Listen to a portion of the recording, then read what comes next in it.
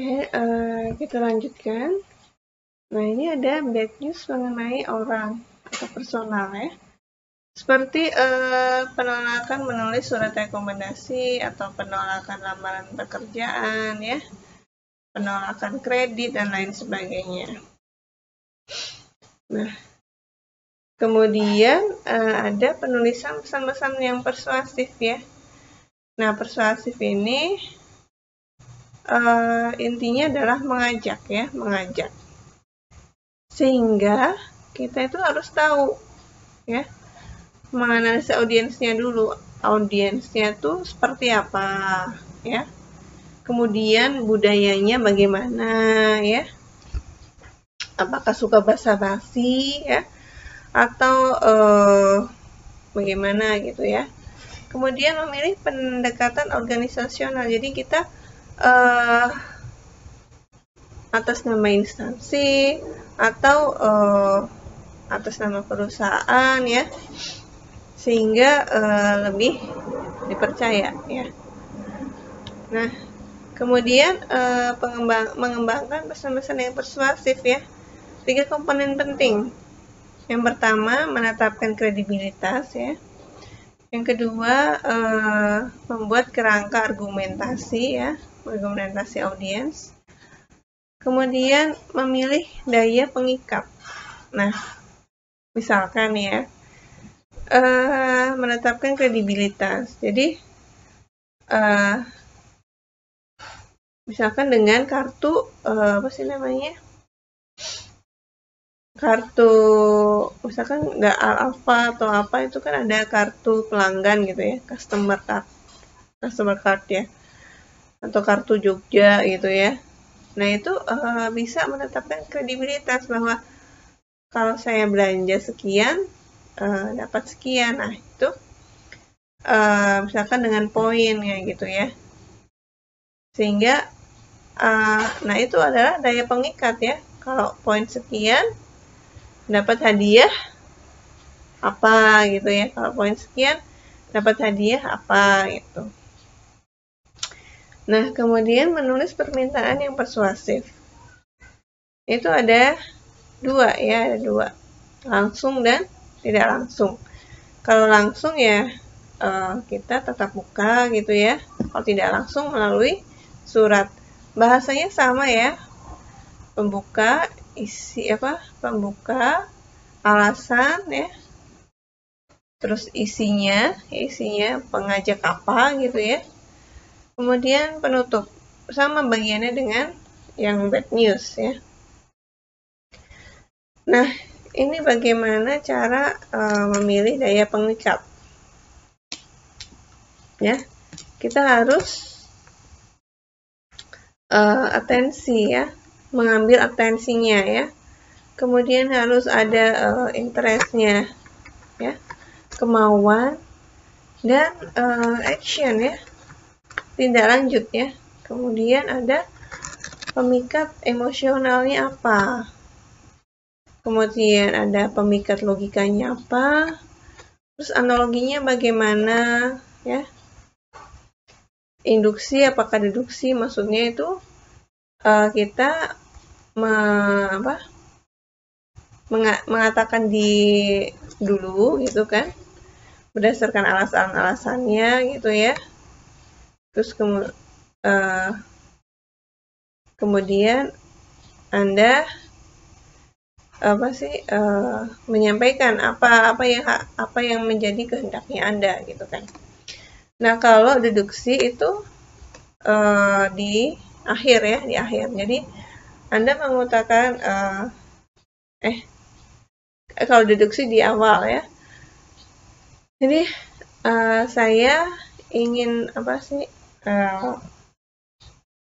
Anda merupakan sales terbaik ya, sales terbaik, sehingga saya ingin mengajukan beberapa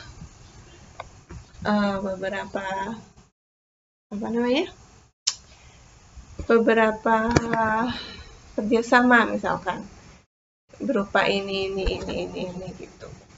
Terus kemudian ada pertimbangan etika juga ya, etika misalkan bahasanya misalkan Anda menjual pakaian dalam gitu kan, jadi tapi ya yang elegan ya, misalkan saya menjual bagi pakaian dalam khusus wanita gitu kan, sehingga bla bla bla bla bla bla, tapi tidak mengandung unsur jorok ya, mengandung unsur jorok ya.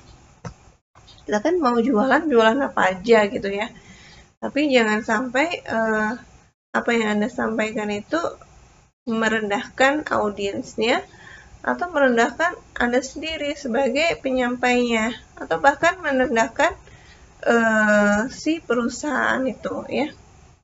Jadi harus ada pertimbangan itu semua. Nah, kemudian bagaimana penulisan pesan-pesan penjualan dan permohonan dana? Misalkan pesan-pesan penjualan ya, apa sih namanya?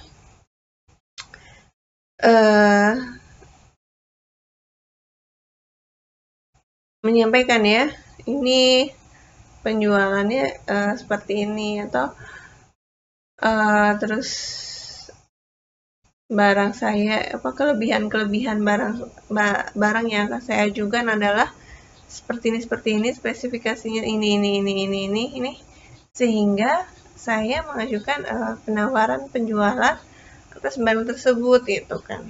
Nah, itu bisa dilakukan ya. Terus kemudian pengorganisasian dan komposisi pesan-pesan penjualan ya. Ya, kita harus bisa menafsirkan produknya apa ya. Terus kemudian kelebihannya apa, kekurangannya apa, sehingga kita bisa menyampaikan apa yang menjadi hal yang bisa untuk dijual gitu ya. Terus kemudian perencanaan pesan-pesan permohonan dana. Jadi kita harus memberikan misalkan pengajuan kredit ya. Ya, syarat-syaratnya harus dipenuhi dulu ya. Syarat-syaratnya dipenuhi dulu, terutama struktur gaji ya. Karena apa? Karena struktur gaji itu kan berpengaruh terhadap keberlangsungan bisa mencicil ya. Keberlangsungannya untuk bisa mencicilnya seperti apa gitu kan. Kalau untuk biasanya untuk permohonan ini ya, biasanya kalau misalkan cicilannya 1 juta, berarti Anda harus punya uang 3 kali lipatnya atau lebih ya. Misalkan Anda gaji 3 sampai 4 juta, ya berarti Anda harus cari perumahan yang dengan cicilan maksimal 1 juta atau kurang gitu. Nah, itu ya. Nah, kemudian cara yang digunakan untuk membuat pesan-pesan persuasif ya. Persuasif itu kan mengajak ya. Jadi harus menarik ya, membangun minat, meningkatkan hasrat, memotivasi ya. Misalkan